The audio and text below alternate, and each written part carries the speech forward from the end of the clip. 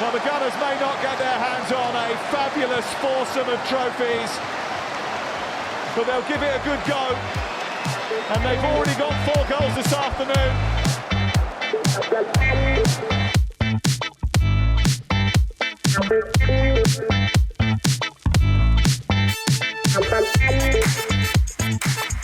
Hello and welcome to a brand new episode of Real Arsenal Talk with your hosts Stevo and Larry. Stevo, how is it going, my friend? How are you today, this weekend? How has it been treating you? Yeah, how in the devil am I? I'm very, very good, Larry. As you know, I've lost loads of weight, but I'm feeling good. Feeling good. Ooh, that was How are you, mate? Voice. I like it. Oh, a bit turned on over here. Like, God damn it, what's going on?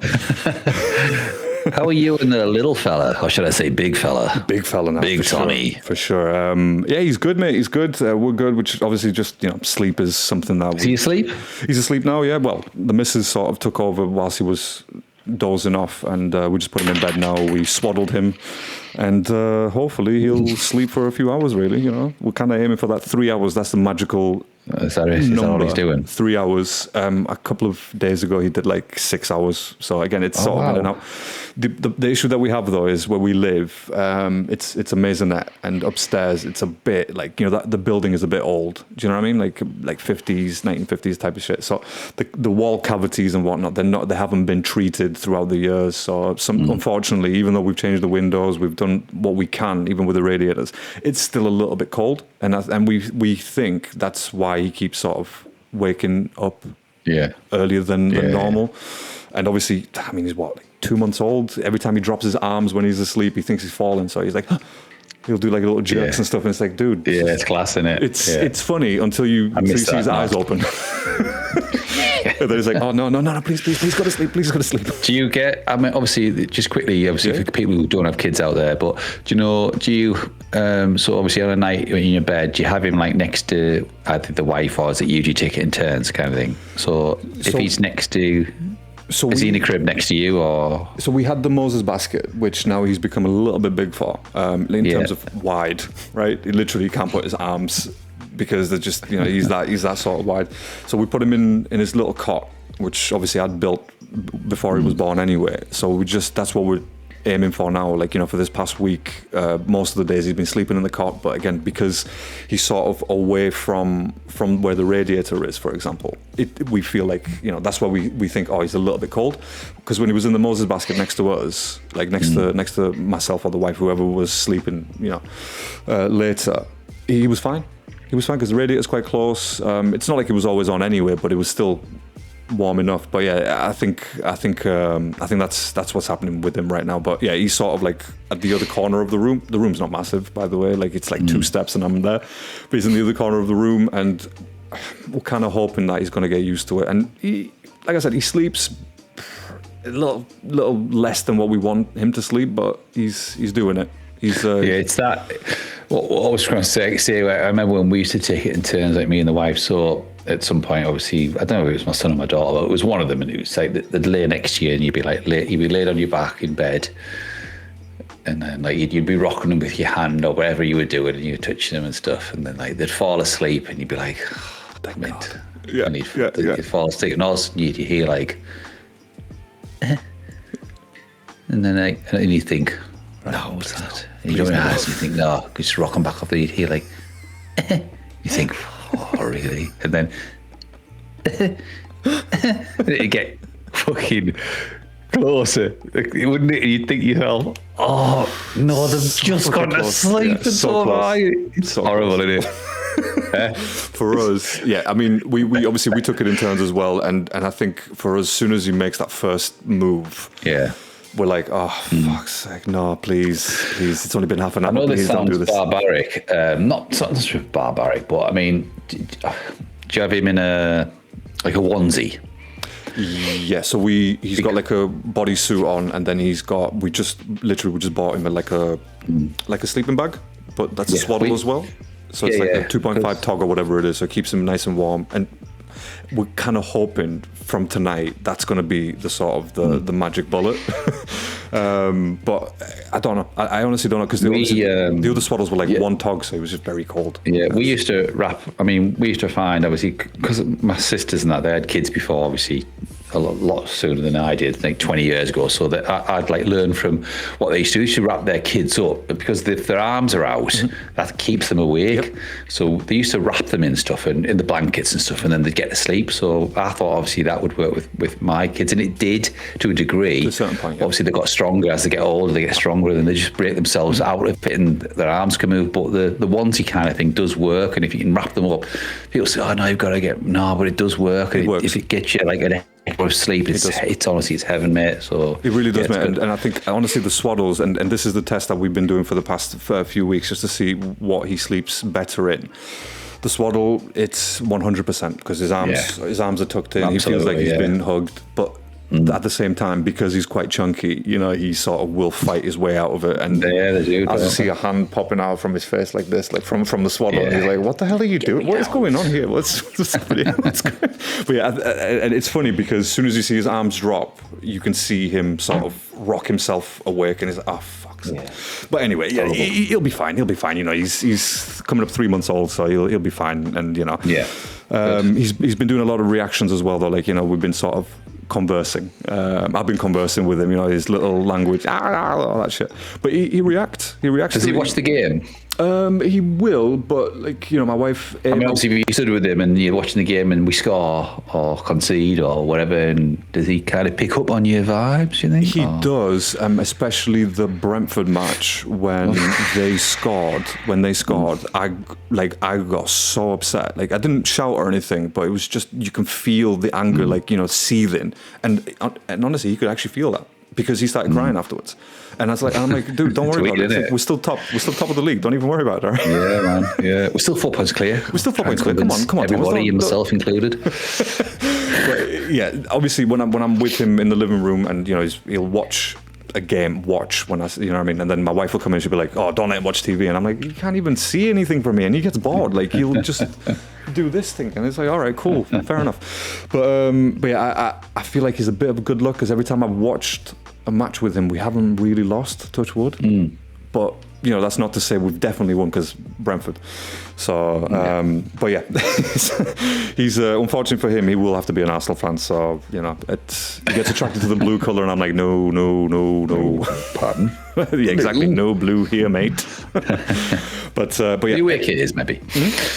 The away kit. Yes. The away kit, absolutely. Oh, I can't wait for that new one. Looks really nice. That's nice. A new one, isn't it? It looks very nice. Epic. And I will buy it if we win the league, so I can get the Premier League patch with the golden patch. That's it for me. Like, I'm happy with that.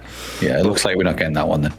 Oh, God's sake, come on, don't be like that. Don't be like that. Don't be like that. All right, we're going to win the quadruple this year. What are you talking about? So, but I'll tell you what. I mean, we started talking about Brentford briefly there. Just let's start there real quick, because obviously being a league match, it's kind of important. Massive. What did you make of that, man? Like, against Brentford as well, like. We were at home, weren't we? We were at home? Yeah, I think so. No. Sorry, that's right. Yeah, we weren't at home. So that made a little bit more sense. But, I mean, was it... Seriously, I mean, is it something that's in our... Like, do they walk out during an away match looking at the table going, "Oh, we must win here"? It's like they're putting extra... It feels like they're putting extra pressure on themselves. And the way that they were playing, I was... Were we playing? I don't even know. I don't even know if we were playing or not. It was fucking terrible to watch. I don't know what you made of it. Give me some positives, I guess. Okay. None. No, fuck you. No, as you know, we did discuss it, and I was really, really down after the game. I was down watching it, and I was down at the end. Even when we scored, I just thought, and then we missed. We had like a chance to make it 2-0, and I just thought, no, that was our chance gone. They're going to come back and hurt us. So, but looking back and looking on reflection, I mean, 3 points was the only outcome. I know people saying, "Oh yeah, we've gained a point, but we haven't. We've lost 2." And I'm looking at it, and I think I look at obviously, Brentford are a decent team. Don't get me wrong, they're no mugs, right? It's not like we were playing Sunderland. It's not like, I'm saying it's not like we were playing like a mid-table like Wigan or something. We weren't playing no one shit, right? Brentford, right? They beat Villa, they beat Liverpool, they beat Chelsea. They almost got a point against City. City, the only team to beat them, I think, at home. So they're no mugs, and it's like, yes, we should have beat them. And okay, 6 points would have been fantastic, but we still didn't get beat. And I'm trying to put some sort of positive slant onto it, even though I'm devastated that we didn't. And it kind of makes me think that we're never going to win the league because we can't cope with the pressure, the mentality, and bottle it, this, that, and the other. Was there any positives in it? Did I see any positives in any players? Rice, that's the only positive, really. Maybe Noni was maybe Madwicke. Noni did all right, but I think he faded again. I think he has 60 minutes and he runs out of gas. I think that's his issue. He starts off excellent, but come 50, 60 minutes, he's running on empty. And I don't know, mate. What was your overall thoughts? I mean, like you say, the only positive is if we didn't get beat, we got a point. We're 4 points clear still. This time a month ago, we were only 2 points clear. So, who knows? What worries me is I'm just looking at some of the stats, and again, I'm going to say expected goals. I know we don't really care much about that, but it just sort of paints a picture of the chances that they had. Their expected goals, their XG was 1.5 to our 0.6. I know we scored a goal, right? So obviously that's not really neither here nor there. But the point is that they had better chances. They created better chances in more dangerous positions to score and potentially finish us off. I mean, they had 12 shots altogether, by the way. 3 shots on target versus our 2. 3 big chances versus our 1, which obviously was the only one that we scored. And 6 corners. So it's like, it was domination. You would think that they were top of the league and we were 7th. Yeah, honestly. I mean, I'm not even going to talk about ball possession because 41 to 59, but that doesn't prove anything. I mean, we've had matches where we walked out 80% possession and we still managed to lose. So that's, that's, again, I'm not saying expected goals are the be-all and end-all and all that stuff, but they do paint a picture, especially, a few days removed from the match. But yeah, I'm with you, mate. We're lucky that we didn't lose that match, right? If I know Raya made at least one great save. He gave it away, so he had to make up for it, of course. But it was just we were lucky, and I think their goal came from a Mascara mistake. Am I right in thinking that? I'm thinking about the right game, aren't I? Mascara sort of lost the ball, he tried to chase the defender down. The attacker did him, and then obviously Mascara. I can't remember. It was a corner, wasn't it? It was from a corner. Was it a throw-in? Oh, sorry, no, my bad. Sorry, I'm thinking Mascara. We almost conceded but he made up for it. He made up for it. He did an amazing tackle, didn't he? That's right. Right. That's sorry. I got the 2 mistaken. But yeah, I mean, they're long throw-ins as well. By the way, like, jeez. What is we going? Need to sign him. Is it Coyote? Yeah, we mentioned it, didn't we, before the game? We did. You absolutely brought him up, and you did say that he's a dangerous player and he can offer something for Brentford. And there you go, he offered it. So it's it was a match where basically you kind of had to watch, with your hands in front of your eyes and sort of like, oh please, just 1-0 or 1-1. Fuck it, I'll do a 1-1. And I feel like if you end a match as a fan going, fuck it, I'll settle for a 1-1, that's not really the result. That's not the correct result that we wanted. You know what I mean? That's just sort of a defeatist attitude. And we've had that for a very long time, for a few seasons now, a defeatist attitude. And I think away from home, it seems to be more pronounced, really. And against a team like Brentford as well, which, like you said, they are a dangerous side. They are absolutely no mugs. I think they're 7th or 8th or something like that in the league? I think they're 7th, aren't they? Something like that. Yeah, I mean, that's a great... They lost, obviously, a good manager. A new one came in, didn't miss a fucking beat. Not a single beat. They were in all honesty, they were my tip for when they first started. I thought they were going down. I thought, he hasn't got a clue. And wow, has he proved me wrong? And as joking aside, when I did say let's have Keith Andrews as the Arsenal manager, I'm being serious, deadly serious. Now, my thoughts behind that is just purely on the fact is that he has an intelligent way about him, as in he knows how to change a game up. He's got a nice sort of positive attitude on how the game should be played. You know, he's not settling for possession or anything like that. He wants to win a game. He knows his weapons, and he knows how to play, and he knows how to manipulate games to suit opposition, whereas Arteta unfortunately doesn't. And you know, I'm deadly serious where I think that he would be a great manager for Arsenal, as someone to be considered. Don't necessarily mean that he's done enough to prove to me that he could go and win us everything, you know, continuously. You know, Arteta's got us to very, very close, but you know, as it's been proven in the past, we can't seem to get over the line with him. Whether we do this year, probably not. But I think Keith Andrews, if he can continue this, you know, this whatever he's doing with Brentford, and they continue to be in the top 6 or top 7 or in Europe, then he's got to be considered in the next couple of seasons. I think he's not a fashionable manager, but wow.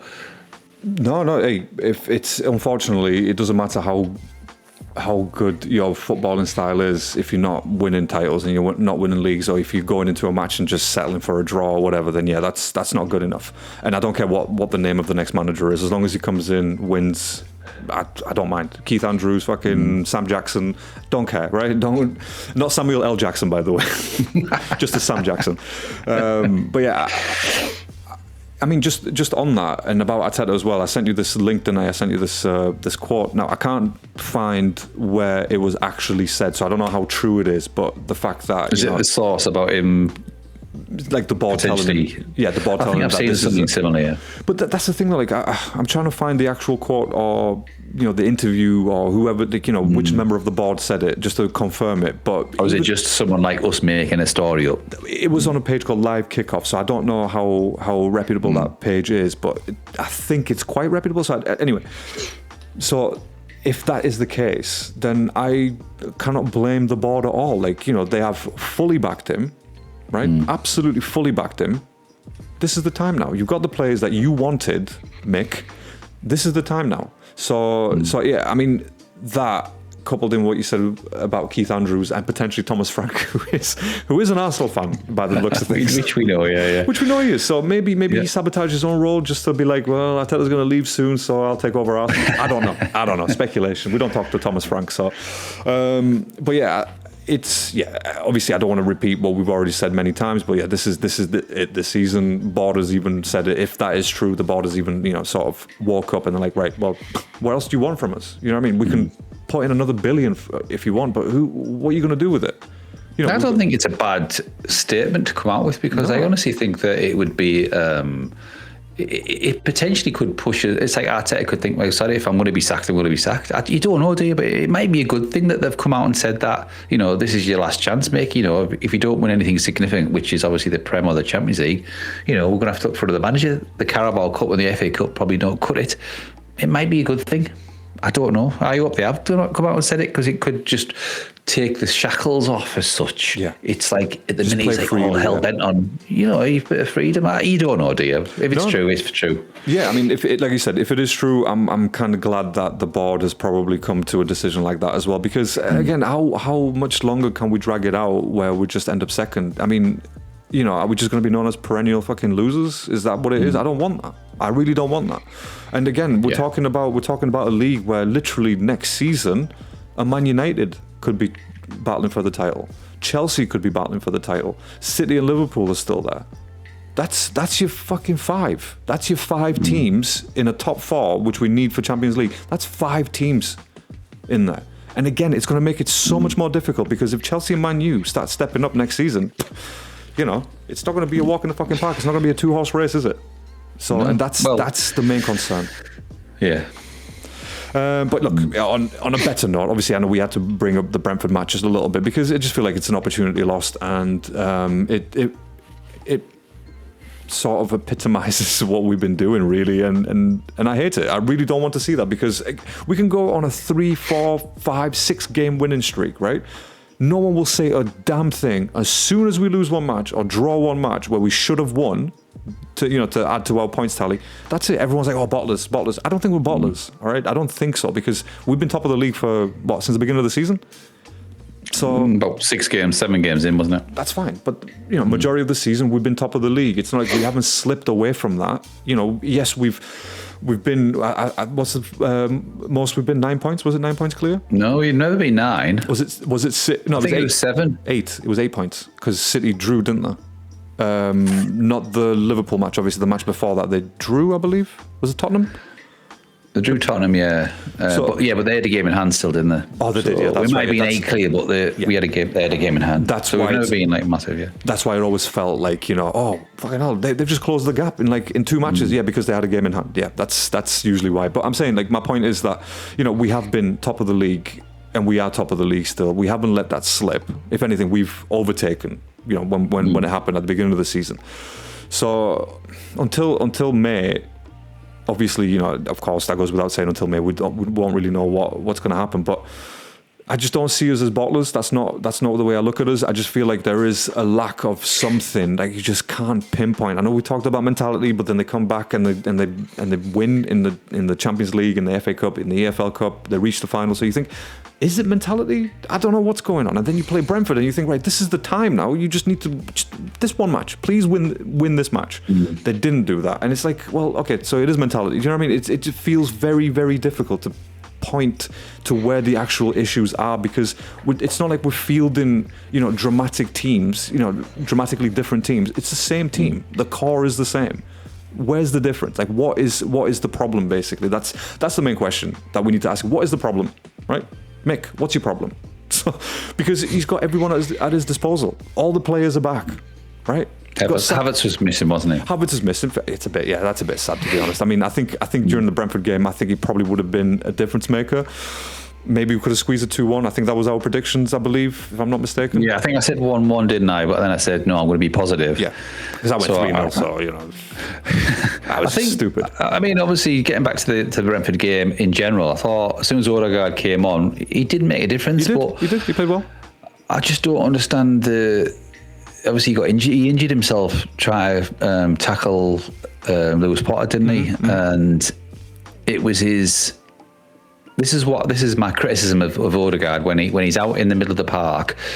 He's not robust enough, is he? No. He's kind of this lightweight midfielder that dances around midfield, has some nice touches, but when it comes to the crunch, he's not really a decent tackler. He kind of gets badged for the ball really easy, and that epitomised really what he's all about in literally 10 seconds. He did some nice through balls.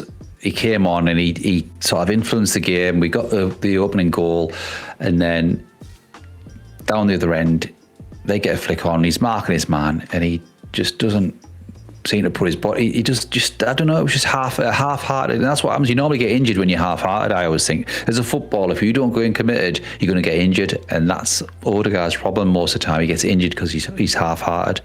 Now, I'm not saying that's the reason why we only drew the game, but I just think. Different. I know we're talking about mentality and things like that, but different players have different mentalities. We need winners throughout the team. It's all right having good players and players that say and talk a good game and say, oh yeah, I do want to win. I think the eye test, we all know, the likes of Rice, Gabriel, and even Gyökeres to a degree. He gives 110%, and that's part of the reason I think why we're still top of the league, because of him. But I do think that the winning mentality has got to come physically as well as mentally, and Odegaard lacks that, and a few other players do as well, i.e. Saka, possibly Martinelli, and possibly Trossard. But I'm not going to single out individuals at this moment in time. It's not about that. It was just about, why we kind of not getting over the line in certain games. Yeah, I mean, the thing is, it seems like if another team, if they put a bit of physical pressure on us, I think that's when we start to crumble. And that's, again, that's your robustness, not just Odegaard. That's pretty much everyone apart from maybe Declan Rice, because he is obviously quite strong wherever he plays. But yeah, the rest of the team, they just feel a bit flimsy. That's probably the word that I can use, flimsy, right? It's all well and good, playing a team like Wigan, which we'll get to very shortly, and then winning 4-0. But you need to. It's the league that matters. And they're a League One team. They're about to go into League Two, Wigan. Brentford are your opponents. Like, these are actual opponents for you. Maybe not direct rivals, obviously, but this is a team that you need to get past to get the points to win the league. I know it sounds very simple, but simplistic. But that's just the way that they need to look at it. And it doesn't matter if you're going to Brentford, away ground, right? Personally, I've never been a big believer about, we're playing away from home, so we're gonna have to be a bit more careful. Why? Right? Like, again, I understand why. By the way, this is a rhetorical question, but it's like, you're a professional footballer, right? If you could play out on the street, if the stadium is out on the street, you need to go out and play it to your professional standards. Don't be like, we're away from St. James's Park and this and fucking Anfield. All right, what? You're scared of people shouting at you? Like, who cares? You don't even know these people. Just play the fucking game. Again, very, very simplistic way of looking at it. I get it.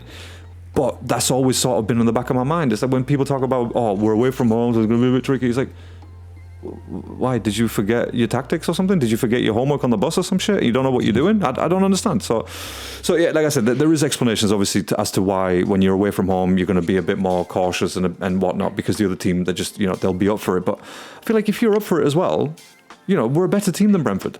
On paper, at least, we're a better team than Brentford. But the problem is that we're just not focusing or putting that to actual practice. And it showed. And just before we move on from the Brentford match, by the way, there was a couple of instances, like, for example, when Raya directly passed the ball out to a Brentford player, but then he made it up with a fantastic save, which is brilliant, by the way. I don't even know how we kept that out. For me, that's just brilliant. And then going back to Odegaard, even before their goal, when he came on, like a minute or two after he came on, he got done in the middle of the park. Just absolutely got rolled over. I don't know if you remember that anyway, but like, I can't remember who it was, Janelt or something like that, just running straight through. Odegaard sort of bounced off him, and you think, what the fuck, man? Come on, dude. Just hit the gym. Hit the fucking gym, will you? Yeah, but you're right. It was a match where it was just, again, going to use this word, it's going to be a key word throughout the whole of the podcast. It's just frustration, because you know what you need to do. You're telling me that you're away from home. You know what you need to do, so just fucking do it. Right? Again, and obviously easier said than done, hindsight and all that stuff, but we're past that. I think, you're right. I think, just final thoughts on the Brentford game. I mean, if you think of like Man United, say 20 years ago under Fergie, and it's all about it is mentality. And I know people say, is it mentality because we can go and beat Champions League, blah blah blah. It's a different kind of pressure. I think Champions League and FA Cups and Premierships. I think when we went to Brentford on Thursday night, the reason why we didn't win was because they actually wanted it more. Now, I don't mean, obviously all of our players wanted to win, but when the game kicked off, I think I don't know if you remember, Gabriel made a mistake straight away and the ball went out for a corner. He went to pass it back to Ryan. I thought, for fuck's sake, is this the state? And just little things like that, to me, just puts doubts into the rest of the team's mind. And I think that was just a way of setting up the team as mentality and thinking to myself, we're not up for this tonight. And although we scored and we went 1-0 up, I still think our mindset wasn't right. And with Brentford, they wanted it more, and I don't care what anyone says. I know they were at home and they're going to be up for the fans, etc., etc. But like I say, Fergie's teams in Man United, they'd want it twice as much, regardless of whether someone was up. And you silenced that crowd, and we couldn't do that. And now that's down to the manager. He should be saying, right, if none of you are doing what I say, I want you to be 110%. This is the last game of the season to win the Premiership. That's what every mentality, that's what every thought in their players' mind should be. Every game they go into, this is to win the Premiership. If you win this, you're winning it. Not like, let's just sit back and wear them down. No, because the team, it's all psychological. It's all about momentum, and they got the momentum and we couldn't get it back. And like you say, it was lucky that we got a point off that game, because the way they played, they should have beat us. Especially near the end as well. Yeah, they should have. Yeah, absolutely. The last 20 minutes, we were hanging on. I don't know if Martinelli had that chance, which we won't talk about, because, I've watched it a few times now, and yes, he should have scored, but at the same time, it was a good save. There was a few defenders coming back. He couldn't square it. He couldn't do anything. It was a shit shot. But if he'd done them with his left foot, like he did today against Wigan, who knows? But anyway, let's move on. It was a point gained, and, it's shit. We're 4 points clear. We could go 7 points clear if we beat Wolves. I'm not holding my breath. Yeah, I mean, look, with Wolves, I don't have the same doubts as I did with Brentford, to be honest. Even before the match started, like we discussed it. We again, blah blah blah. People go listen to our previous pod, but yeah, I think this was an opportunity missed, to be honest with you. And like you said as well, it is about the mentality. And if we'd gone to Brentford and absolutely put 3-4 past them, which again we can do, by the way. I know we say we don't have goal scorers. Sorry, we have goal scorers. We don't have a goal scorer. That's our issue, right? We've got plenty of goal scorers. So if we'd gone to Brentford and just put 3-4 past them, for example, right? I think even Man City would have been like, oh, shit, okay, so these guys mean business now. But now we're a laughing stock. It's like, oh, fucking, I can't even beat Brentford, mate. And you want to win the league? Fuck off. The thing is, people are like, oh, will Brentford beat these and beat these? I don't care. They're not challenging for the fucking league. I don't give a fuck who they beat, right? Yeah. No, they beat Chelsea, they beat Man. I don't give a shit about that because again, Chelsea, Man U. We can go to Inter Milan and beat them 3-1 or whatever, but we can't go to Brentford. Come on, man. Fucking hell, it's San Siro versus fucking what? I know. What is it? Amtech, G-Tech, whatever the fuck it is. G-Tech, yeah. G-Tech Stadium. Come on now. I know. So yeah, it was definitely an opportunity missed. But let's move it on. Let's move it on to Wigan. Obviously, Stevie, it was 4-0. So I can't imagine spending too long on this, but I do want to talk about the goals because they were all open play goals apart from the own goal, which still adds to our tally now of top scorers. Yes, absolutely. But yeah, I mean, look, first thoughts or initial thoughts, looking at the lineups and stuff like that. What did you think? Well, the lineup was changed because I think I'd sent you a text about the long haired liability, and then I looked again and I was like, wow, he's been subbed because he got an injured, and I mean, you couldn't write it, could you really? And obviously Saka took his place, and then Saka doesn't make the second half. So yeah, I thought it was a game that we were always going to win. We could have put 10 attackers on there and still beat them. I mean, to be fair, they made it difficult the first sort of 5-10 minutes. I thought, we don't look up for it. But as it played well, I thought obviously Saka and Madueke starting was kind of a nice bit of fresh air to see the difference in, what Arteta was thinking. Obviously we don't have any other players, but Jesus, did he play all right? I don't know. I thought the starting 11 was pretty much as I thought, because I was going to rest all the big players. Yeah. He wanted to give Eze more minutes to get his confidence, which obviously I thought he had an excellent first half. We'll discuss right at the end, like in terms of man of the match and who had a good performance and whatnot. But yeah, I saw the lineup, and then minutes later the match started, and I was like, "Where the fuck is Calafiori?" Then I realised that Saka's come on. Now, interestingly, right, Saka's obviously on the right. He kind of seemed behind Madueke in that Odegaard role. I think he was playing more centrally, wasn't he? I'm not sure. Like a number 10 maybe. I don't know. Yeah, like more of an Odegaard role, wasn't it? Because he saw the floor, and I'll be honest with you, right. That fucking worked purely because Madueke was left in acres of space, absolute fucking acres of space, and I think that's because Saka was playing that position where Odegaard would usually play or Eze would usually play, but Eze was deep. Eze was playing Rice. He was playing the Rice role, to be honest with you, and then Norgard obviously doing the DM. But I feel like Saka and Madueke and Jesus.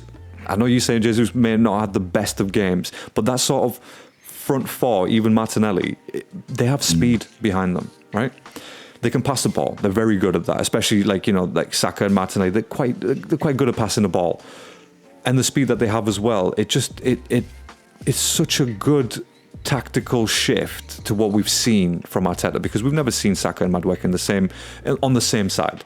Like, on the right-hand side, for example. They may have been split or whatever, but not on the right-hand side. So I feel like that was a very good switch, or a very good sort of... I know it was sort of... Because Saka wasn't meant to be playing this match, was he? If I'm not mistaken. He was actually on the bench. Yeah. So he was on the bench for this match. So even that last-minute tactical change, putting Saka in because Calafiori was injured, I feel like that made a hell of a difference to the match, to be honest with you. Because, again, you if you're a Wigan player or a Wigan defender, you think, oh, fuck, I've got Madueke who creates chaos. He's got Saka behind him or to the side. There's Ben White, who's a very good runner with or without the ball. He can cross the ball, overlapping.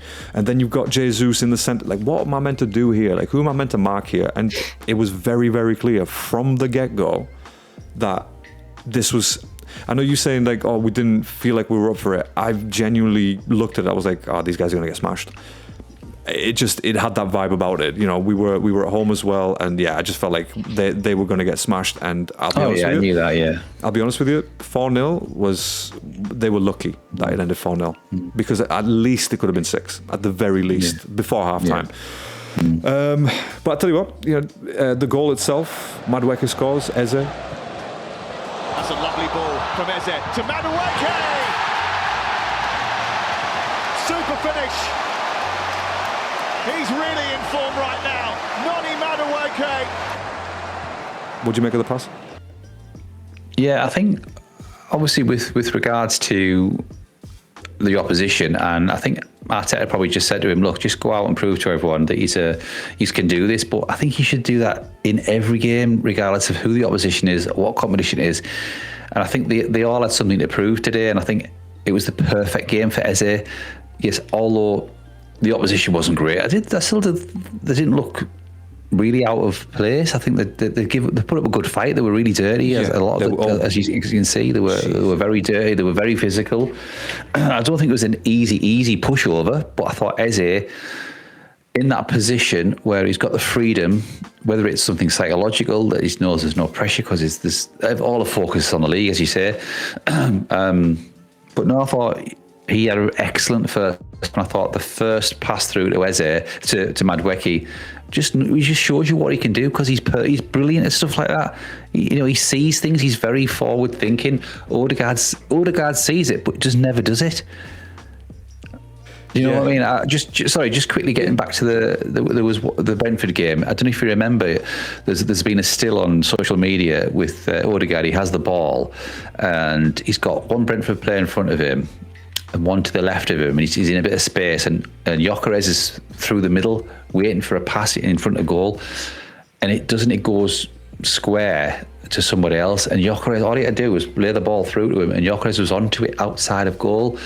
Now if that was Eze, I'm 100%, well 99% certain that would have been through to Gyökeres, and that's what Eze proved today, what he can do, and that through ball to Madueke was perfect, inch perfect. It was. It really was. It was like Ozil-esque type of pass, wasn't it? Just cutting straight through the middle, and it was very deep as well. By the way, that pass came from deep. Yeah. That wasn't close. So it was centre circle, wasn't it? Sort of thing. It was. And I think it's interesting though, because when you obviously Eze against Wigan, like you said, he had the sort of freedom because the Wigan players were not occupied with Eze; they were occupied with the fucking front four. And Eze had exactly what you said there. Just a lot of. He had a lot of vision, sort of thing, like, you know, where you can make the right pass, and he had a lot of time to make the right pass. But the problem is that if you're trying to do that and you put Eze in the Rice position, which he was playing today in the Premier League, I don't see that working, right? I don't see that working because the Premier League, not only are they physical, they are quick as well, and they are tactically, you know, sort of up there. They've got footballing brains. So I just don't see that working in the Premier League, I'll be honest, because maybe lack of confidence by Eze, or, you know, not enough minutes played, or maybe that's not the right position for him. But I just don't really see that working or as an option in the Premier League. I feel like if you take Rice out of that position, you kind of made yourself or the team very vulnerable. Very vulnerable. Yeah, because you've got, you could say, we've got Zubamendi. Okay, great, but Zubamendi, you know, he is a shorter player, right? And if you put someone like a Joelinton next to him, or like, you know, who's trying to battle him, who do you think is going to come out on top? It's only going to be one player. And whereas with Rice, you know, Rice is going to give Joelinton a nice little shove, or he's going to stand his ground, or he's going to go back and get him. So Eze is a very good flair player, and I think if you give him enough space, same as Odegaard as well, you give him enough space without being pressured, they will pick out a fantastic pass. Ozil was the same.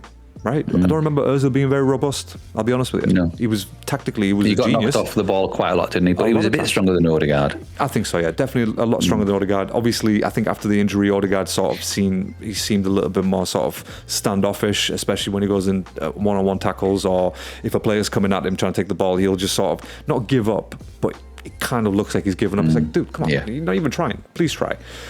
So yeah, I think Eze was just brilliant with that pass, and Madueke, what a great finish that was from him, by the way. You know, I know it was 1-on-1 with the goalie sort of thing, but he still had to open himself up and just tuck it into the into the left-hand corner. Right, it was just brilliant to watch.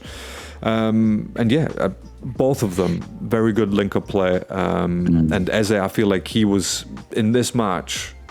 He was the guy who connected everyone together. There was, I think, the beauty about Eze's the first goal was the fact that he didn't touch it. I think the ball was that perfect that he just actually shot it. That was his first touch, was actually to score the goal, and that's the beauty about the pass, the weight of it, everything. Beautiful. And that just shows you what he's capable of when he's full of confidence. I just think in the Premiership he's either too far forward and there's too many players around him. And I think that was evident in the second half when he actually moved forward. He didn't really see much more of the ball. He was kind of a bit on the peripheral. And that's a similar sort of game he had against Brentford. I mean, he got slated for that.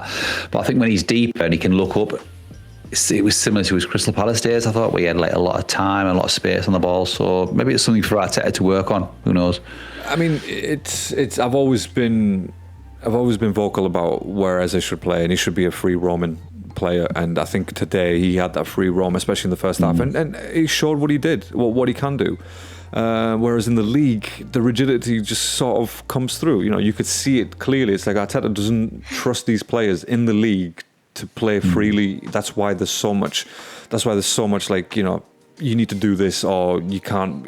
Again, rigidity is the word that I'm looking for. So yeah, I think, you know, look, I'd be happy for him to try it, especially against Wolves. Play Eze in that role again. I'm more than happy to see that. But again, I don't know, until I see it, and I'm convinced, I don't really feel like Eze is the right guy for that role, especially if Rice is available. And obviously for this match he was as well. He was on the bench. But yeah, like you said, that Madueke goal, by the way, is just, he didn't even touch that as a first touch. Like, it was just, oh, thank you, there it is. I'm just going to tuck it in. So brilliant to watch.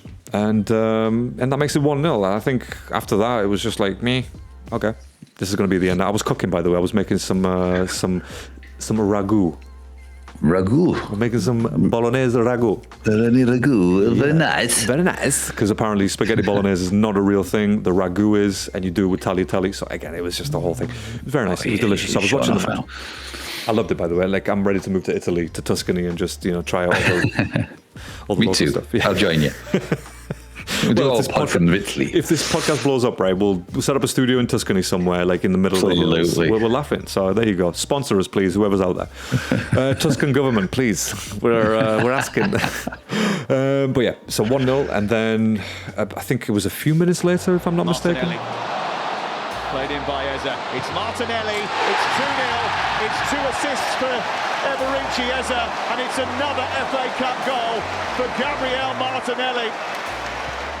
Absolutely. Yeah, I think Eze laid it through to Martinelli, didn't he? Again, another pass, almost from the same place, just inside their half. Martinelli takes it through. Obviously, takes a couple of touches and just nice speed from Martinelli, wasn't it? And it was a really nice finish from Martinelli. It was because usually, you know, Martinelli will try and open up his right hand side and try to tuck it in like Henry style. I'm glad that he didn't. He just went straight through it. And again, for me, there was 3 man of the match contenders, which again we'll discuss.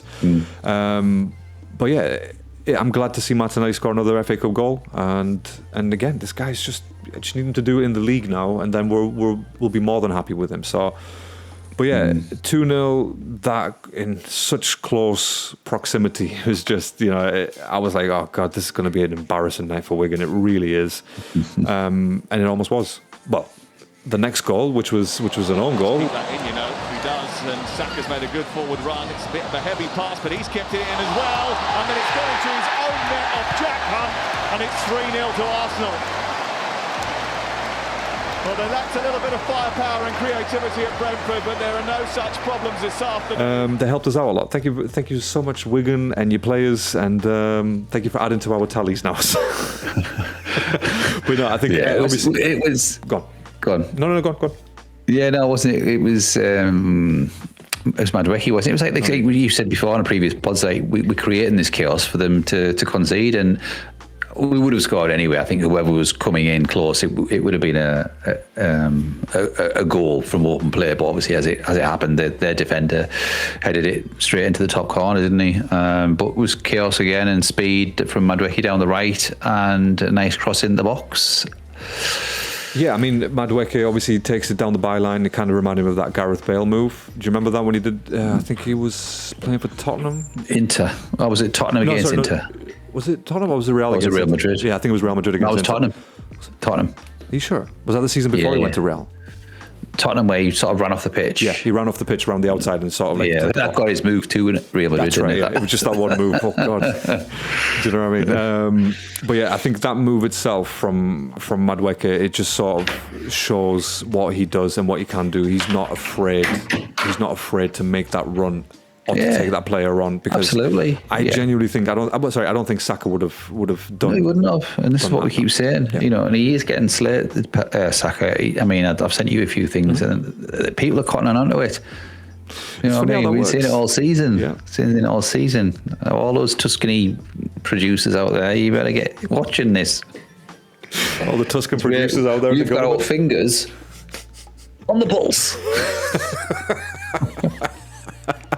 Brilliant. Fingers on the pulse. But yeah, I'm glad that other people are seeing it as well. And I think it's not even just this season. It's been this the whole of the calendar year last year. Yeah, absolutely. Saka didn't do jack shit. So he was injured. All right, fucking hell, shit. Well, you didn't play like what 10 matches after injury? Yes, he did. He did play 10 matches at least. So he could have done something then, but he didn't. So yeah. Obviously, yeah, I don't want to talk about Saka very much on this, but it was obviously Madueke to Saka. Saka obviously sort of cut it across into the box, and then Hunt, I think it was the player Hunt. Yeah, he was the guy who put it in, and yeah, I'm pretty sure. I'm just going to look at the replay real quick. So Saka crosses it in. Jesus. Madueke crossed it in, didn't he? No, so Madueke passes to Saka. Saka crosses it in, like sort of cuts it in. Jesus is there, so he kind of flicks it up a little bit, and I think that's what gets the Wigan defender to put his head. I thought Madueke crossed it. No. Madueke made the run past the Saka, and then Saka cut the ball across. Because I thought it was Madueke as well, but I just watched the replay there, and he passes to Saka first, and then Saka sort of cuts it across before he goes off the pitch and falls down. You know, that's bizarre. You're going to have to show me the replay, because I was 100% certain it was Madueke that crossed it in. So hold on, I don't know if you can see this.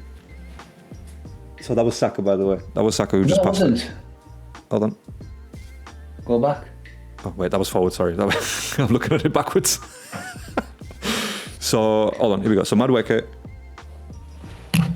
here he is. So that's Madueke. Yeah. Oh yeah. And then Saka lays it off.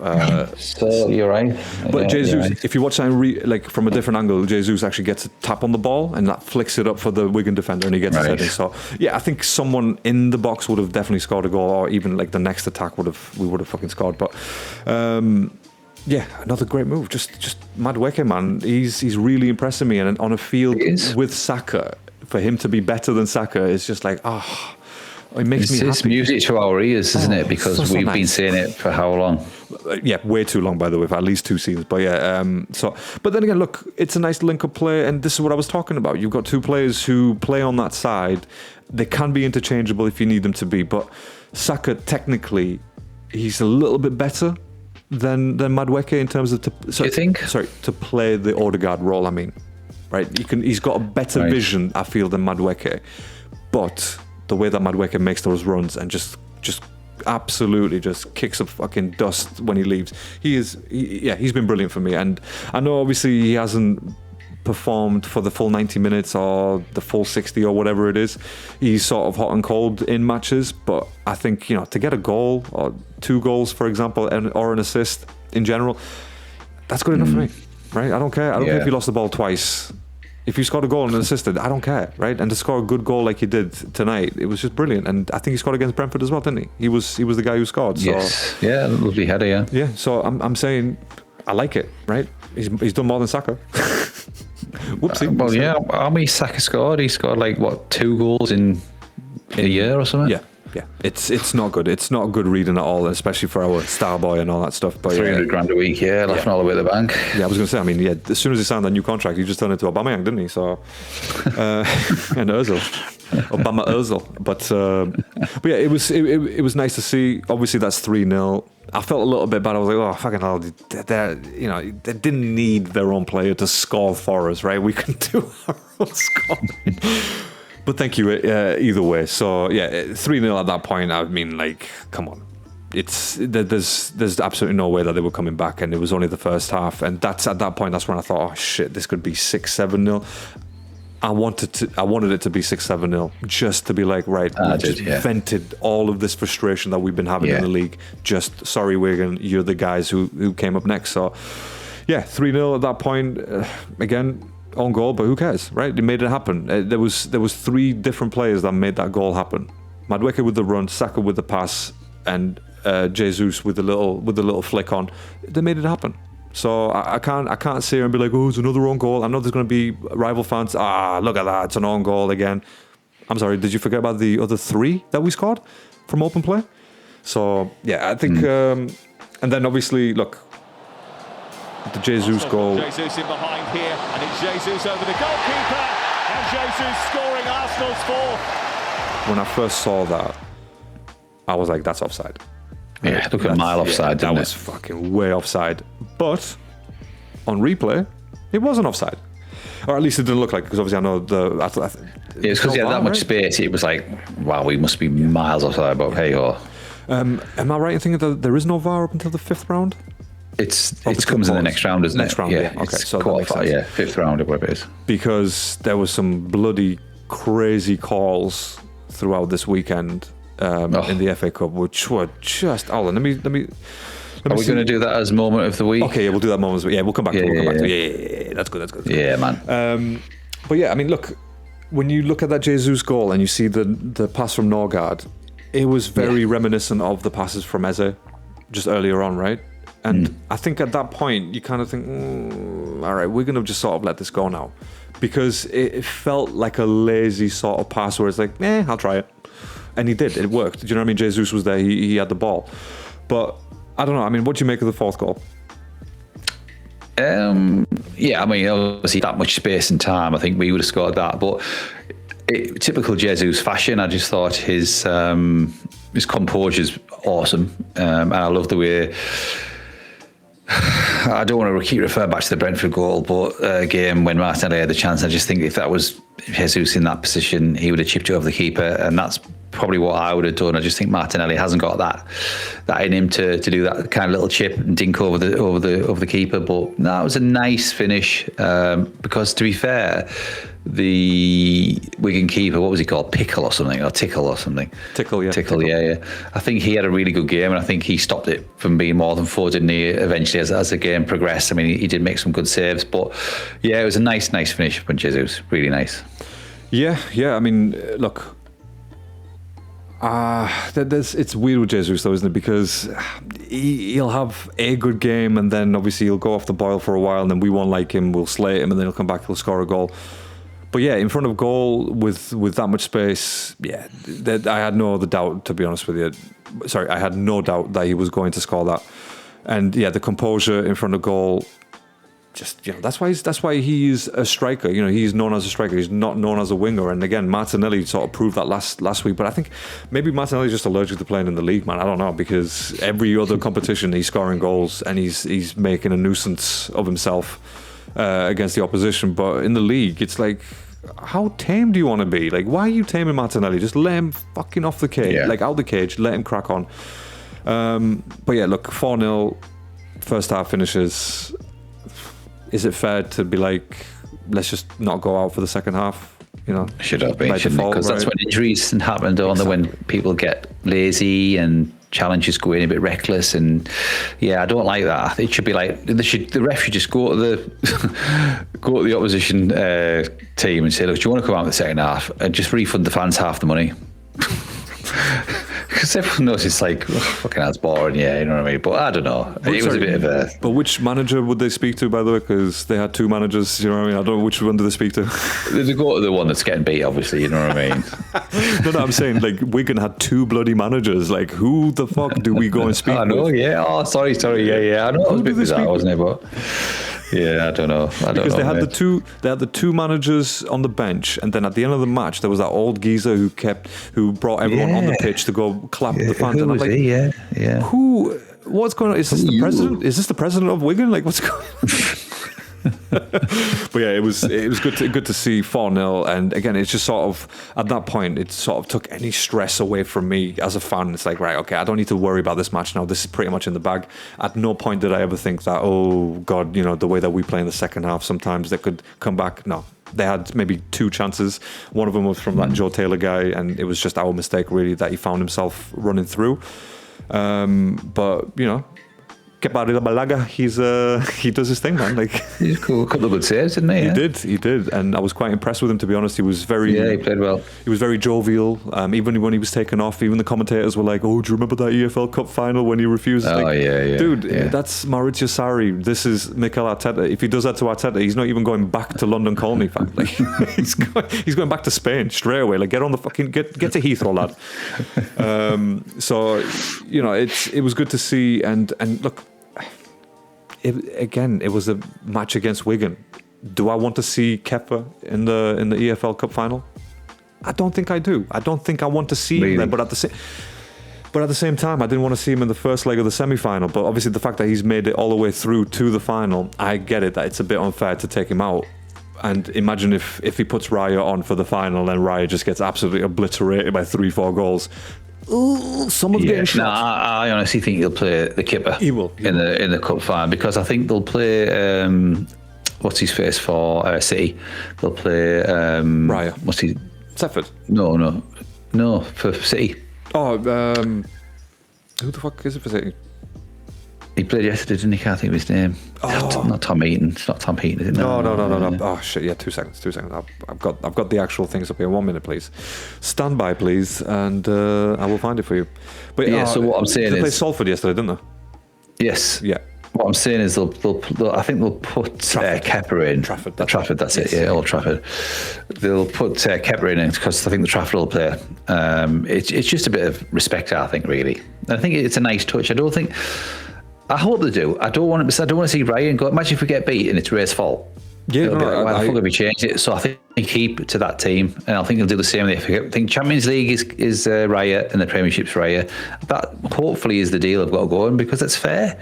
It is. I don't think it's I personally think that's how it should be anyway. Yeah, I agree, and I think now is the wrong time to change. It's like sacking your manager, before you make it to the final. So that's literally what it feels like, Tottenham.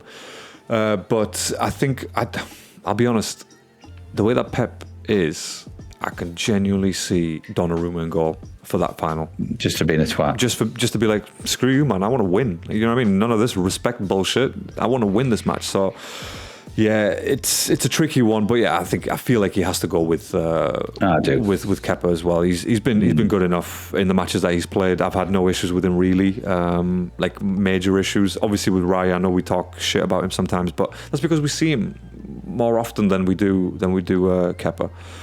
And obviously, I think I need to check what Raya's on in terms of clean sheets. I know we had this discussion last week, but he didn't break it because obviously we lost. So, but yeah, they had going back to the match, they had their chance, and I think that was pretty much it. Really, I don't even want to look at stats because it just kind of makes Wigan look really, really bad. Let's have a look at the stats. Oh, good grief! Yeah, that's not good. I'm just going to rattle through them real quick. Expected goals 2.3 to 0.36, 73% possession, 17 shots to 2, Steve. 17 shots to 2. 6 on target, 4 big chances. Obviously, those are the goals. 5 corner kicks and 91% passing. So, and then they're on like 2-2, 1-0. So again, it's very, very poor from Wigan. But at the same time, the way that they're going on in their own league, they're not looking very, very confident or sort of very secure. You're playing the best team in the country right now, because obviously we are top of the league. It's not going to be an easy match, even though the players, they sort of may have come out all for it, or let's go get Arsenal. It just doesn't, It doesn't. They don't have that ability to sort of step up to us really, unless obviously they scored first and then we could have panicked and then that would have been the end of it. That would have been embarrassing, to be honest with you. But I'm glad that we didn't. So yeah, look, and then obviously second half the changes are made. Gyökeres comes on, Salmon comes on as well. He's a right winger, if I'm not mistaken. Is he, or is he a defender? Salmon, he's defender. Yes. He's like a right back, isn't he? He came for Saliba, yeah. again, no, I don't think he did. I think it was just to give him a bit of game time, wasn't it? I think a bit of experience for the lad. I don't even sit here and rate him, to be honest with you, because it's not fair. So, and I'm glad they had the run out, or he had the run out, to be honest with you.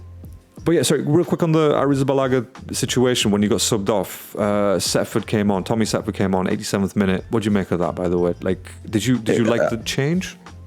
Yeah, I think it was a nice touch again. And I think it was a point to prove with Kepa as well, because obviously he didn't want to come off, did he, when he played for Chelsea, I think it was. And obviously, I don't think Setford's played. I think he played did he play in a Carabao Cup game or I think it was the first Carabao Cup game he played this season. Yeah, I'm pretty sure of it. Right, yeah. When Kepa was injured? Yes, he had he missed that game, didn't he? But I just think it was a really nice touch, because obviously it's all about building not so much confidence, it's about keeping people involved in the team, so that if we ever did actually need him, because I think he potentially has, I think they must rate him quite highly, because I think they sent someone else. Is it Heen? We had Heen, didn't we? And they've sent him out on loan somewhere else, haven't they? And he was going to be the third choice keeper, but Setford, the recording from, is it Ajax, I think? That's right, yeah. It was Carl Heen, wasn't it? The other keeper, yeah. Yes. Carl Heen, that's right. The Latvian keeper or something, Lithuanian? He was something. He's gone to Austria or something like that. Yeah. But no, I thought it was a nice touch. I wasn't sure what was going on at the time, so I think I'd lost interest. I was making, obviously evening lunch, dinner, whatever, Oops. And so I just thought he's coming on for the last 5 minutes or whatever it was. But I thought it was okay, nice little touch, personally. Yeah, I Didn't agree. Make much of it. I agree, and I think could have come on a little bit earlier, to be honest with you, but I think if we were like 5-6, then probably would have come on a bit earlier. But then again, that run out was quite good. He had that one save sort of obviously near the end of the match, which again, I don't really want to say it was like a massive chance for Wigan, but he obviously made himself useful, which is good to see. And it seems like a decent enough keeper, to be honest with you. Like, I think he seems player. alright, yeah. Yeah, I think he'll be all right if Arteta obviously wants to invest in him, sort of thing. But yeah, changes came on. Any issues with the changes? I wouldn't have brought Gyökeres on.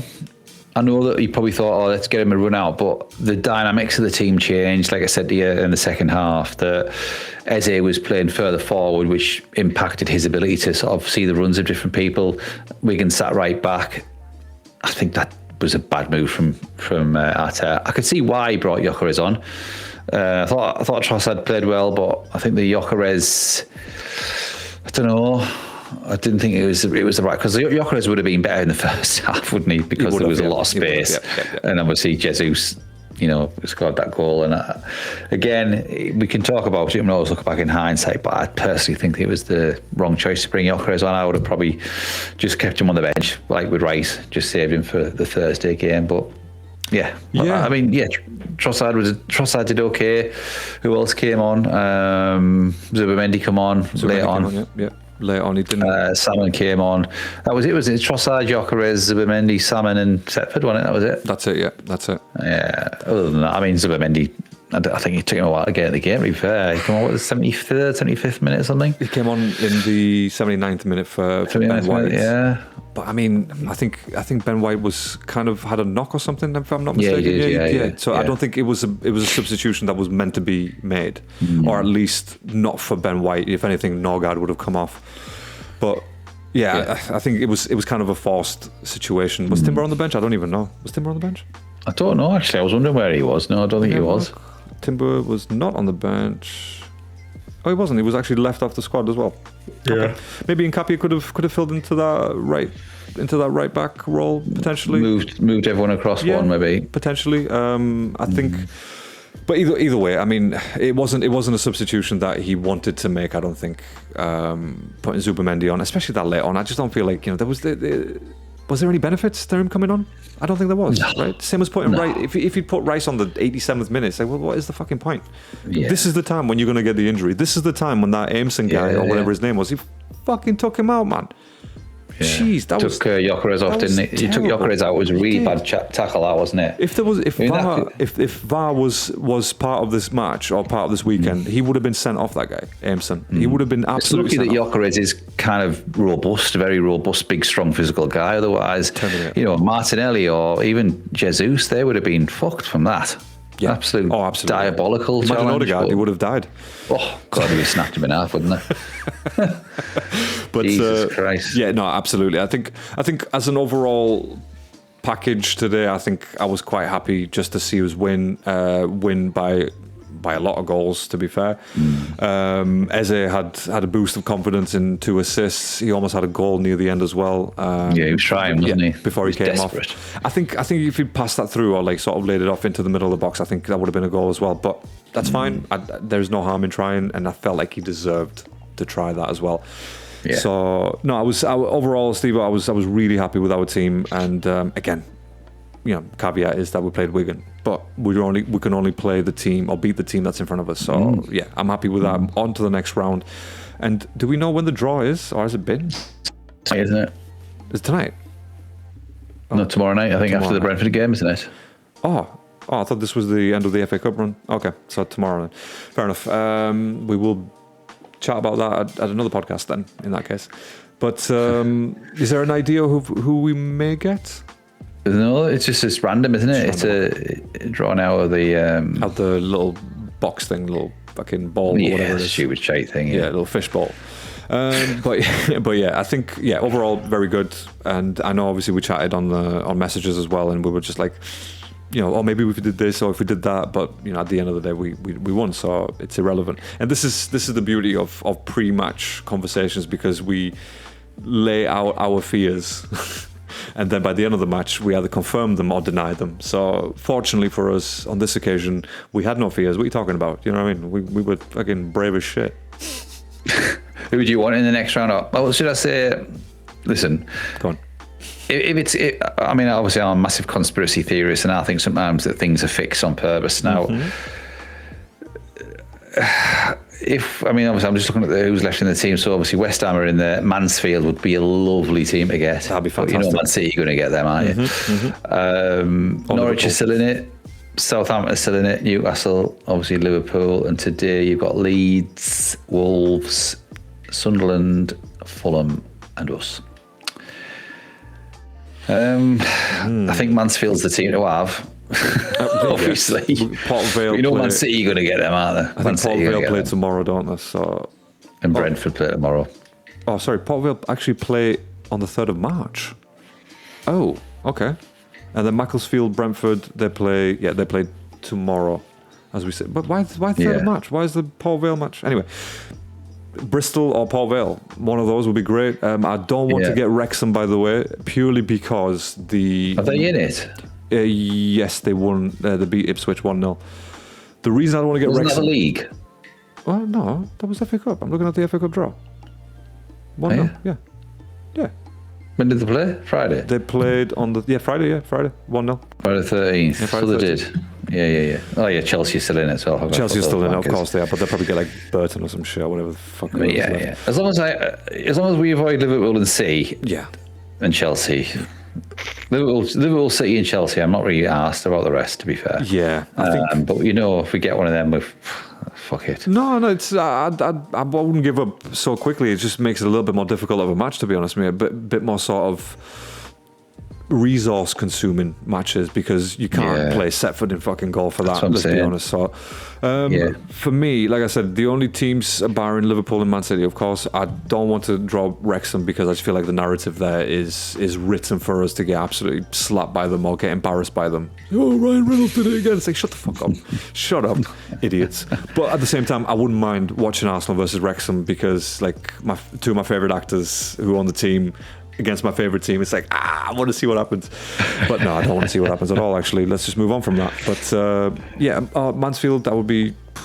Would be a nice one, wouldn't it? That would be the best. If we get Mansfield, we're going on to win the FA Cup, to be honest. Yeah. As long as City get Liverpool, I'd love that. Ooh. Knock one of those twats out, and there's loads of injuries. I mean, to be fair, even if Chelsea, I think Newcastle's still in it, right? Yeah. So if Newcastle versus City, that could be a juicy game, or against Liverpool. Chelsea against City or Liverpool would be a juicy game. So either one of those combinations for them, don't care which, have it. But for us, even Wolves, even if we go against Wolves, to be honest, I know it's a Premier League team, but the weaker of the Premier League teams. Or Leeds at home. Yeah, Leeds at home, that would be shit, we slapped them recently, so let's do it again. Do you know what? I've got a horrible feeling it's going to be a really hard game for our next. I think we're going to get someone really shit that we hate, and it's going to fuck us. But never mind, I don't care. Let's just move on. And, let's move it on. Let's move it on. Yeah, so okay. Go on. So what are we going to do now? Anything else? Have a look at man of the match, or do you want to have a look at who had a great game, shit game? Yeah, man of the match for you. Let's do that. So man of the match for me, there was 3 contenders: Eze, Madueke, and Martinelli. But I personally, I'm going to go with Madueke. I just like the way he plays, man.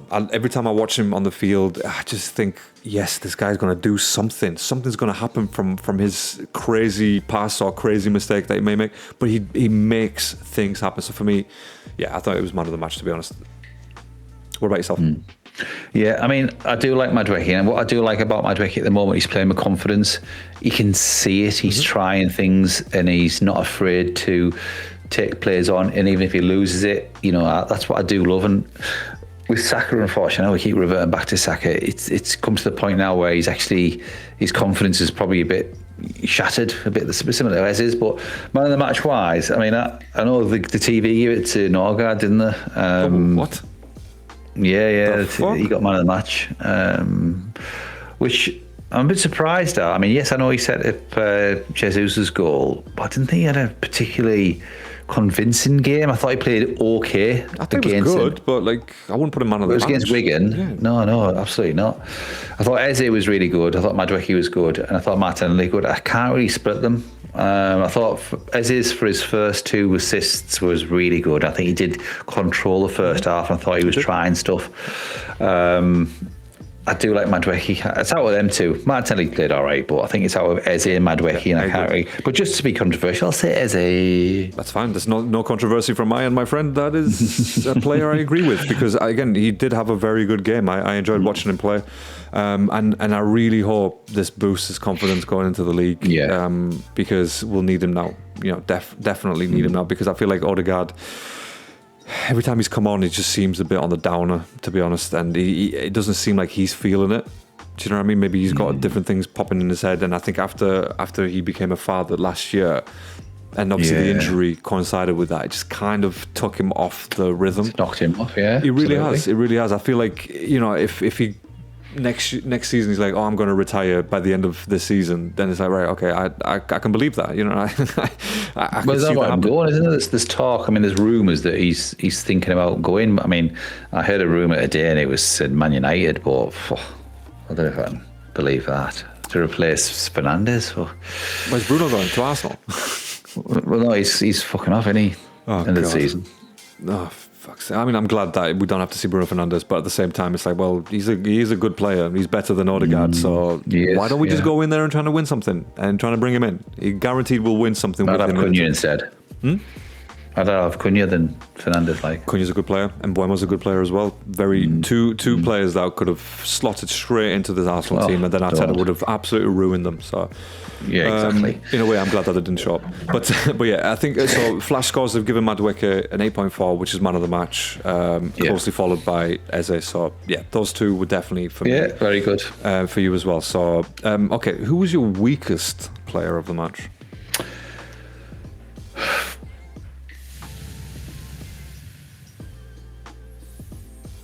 And when I say weakest, Skelly. I was going to say relative to the rest of the team, not because they had a glaringly bad performance. It's just relative to the team.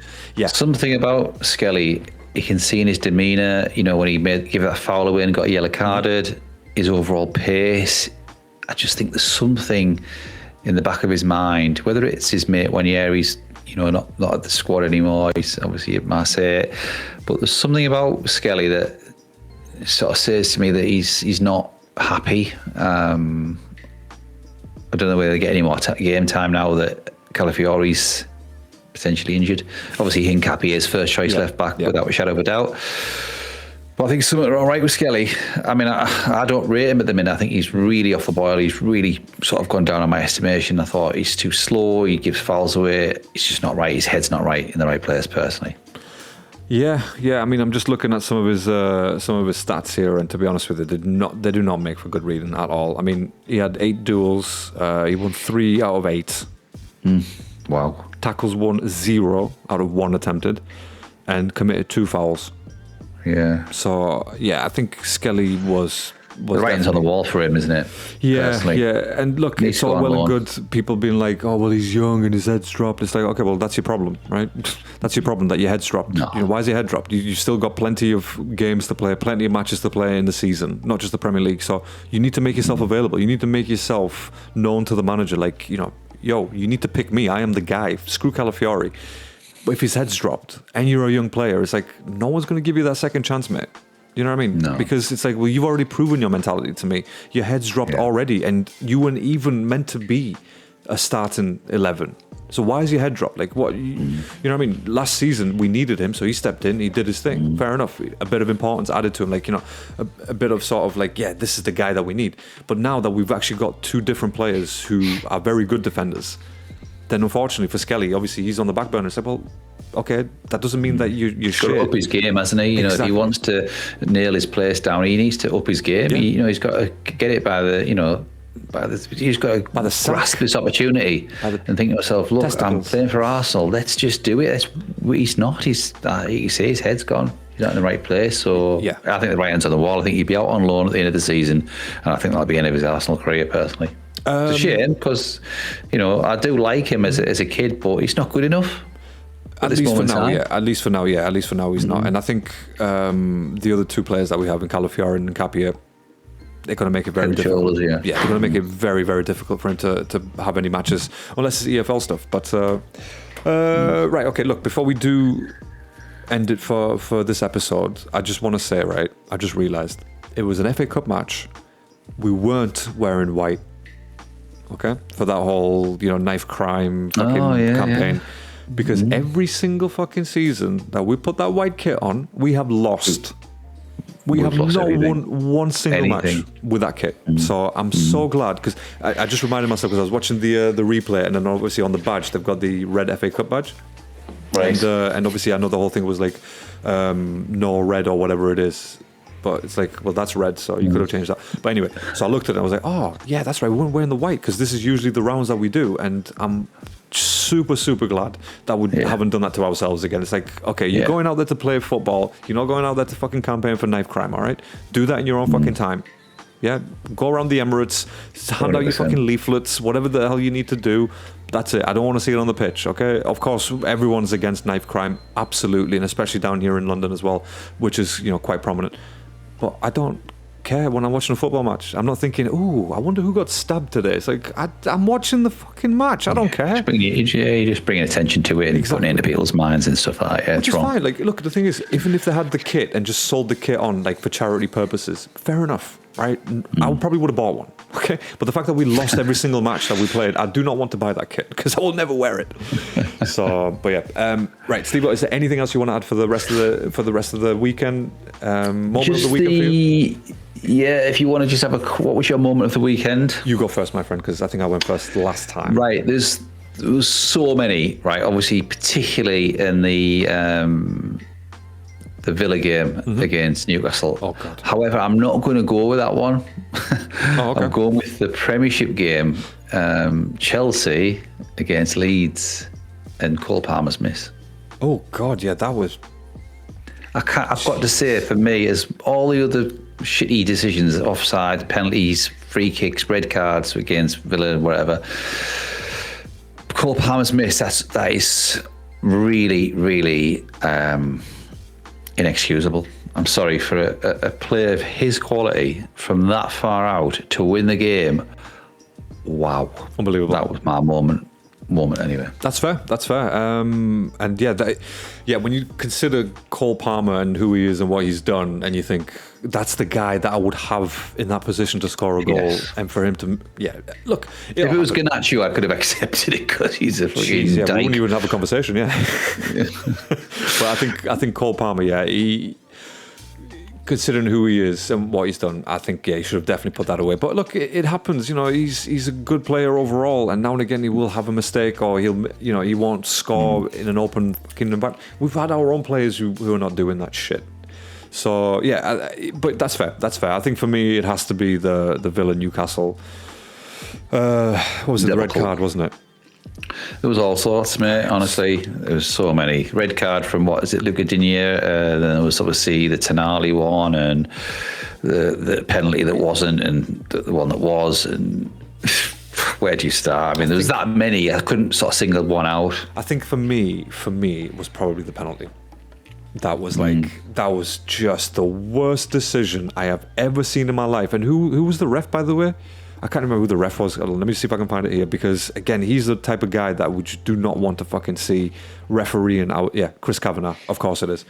Yeah. I mean, look, even with your eyes, right? Even with his eyes, you could see that was 100 million% a penalty, right? That was like 3 miles inside the box. Okay, so I don't understand what the hell he was doing. That was almost in Newcastle, for fuck's sake. That's how deep it was.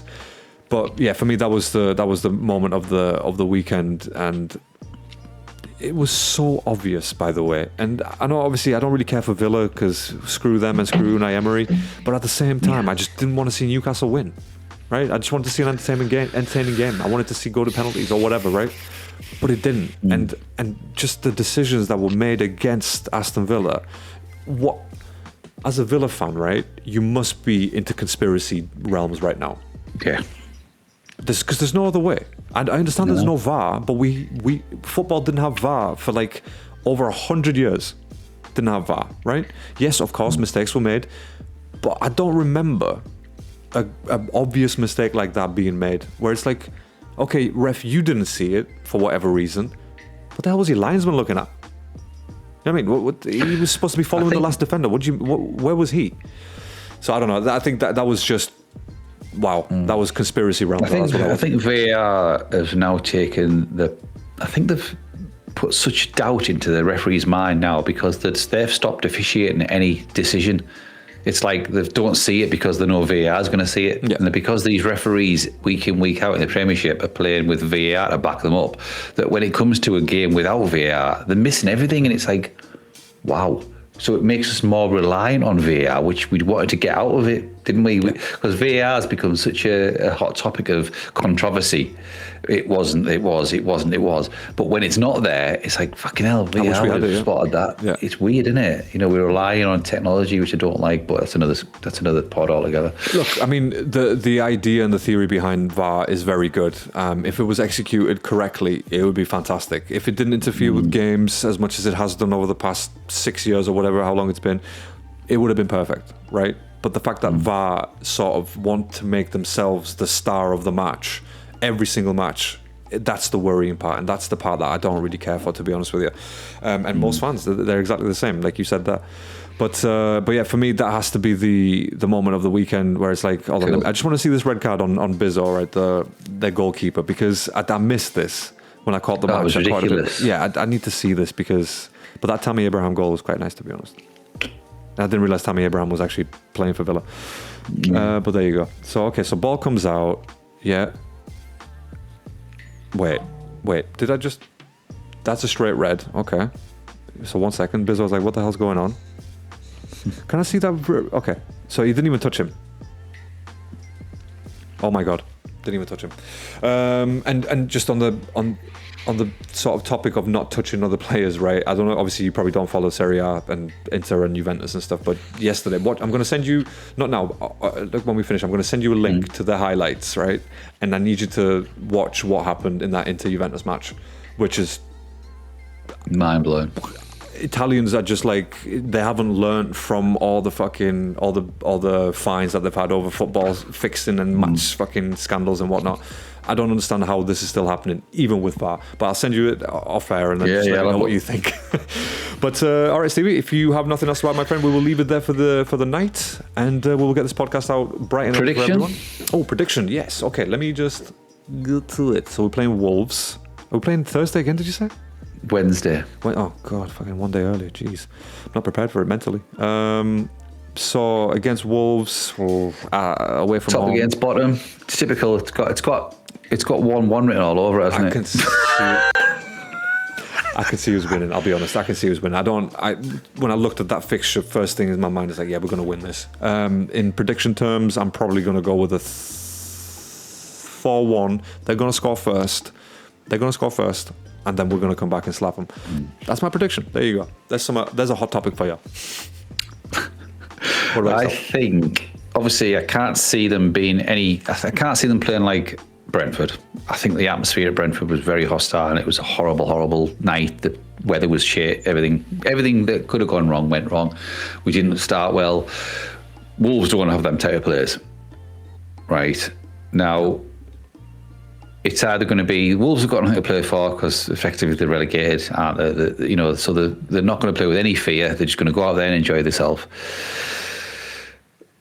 Are we going to freeze? Is the mentality going to get a bit of us? Is the game going to progress and we're not going to score? Or are we going to be cool and just stay calm?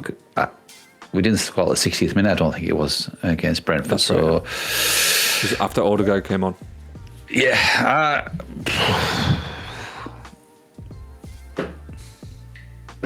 3-1.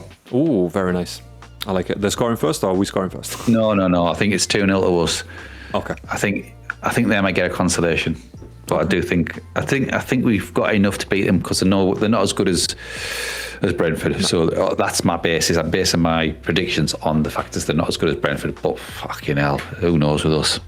They're a little bit better than Wigan, so yeah, about 3-1 sounds about right, to be honest. 2-0, 3-1, yeah. All right, I can see. I'd like a clean sheet, but yes, a win is a win. Yeah. 5-4 will do. Yeah, I don't care about Raya's clean sheet record. I couldn't give a fuck until he wins the Premier League next season. I'll worry about that. This season, don't care. But yeah, fine. We will see. We will chat during the week, and let's see what timings are like. We could potentially do a quick pod after the match or on Thursday or something like that. Let's just see how let's not make any commitments for the time being. But yeah, cool. Right, we will leave it there. Thank you so much for listening. We will catch you on the next one. Please don't forget to like, subscribe, comment, all that kind of nice stuff, and just tell us how much you hate us, which is also fine. Yeah, we're gonna go. Stay safe.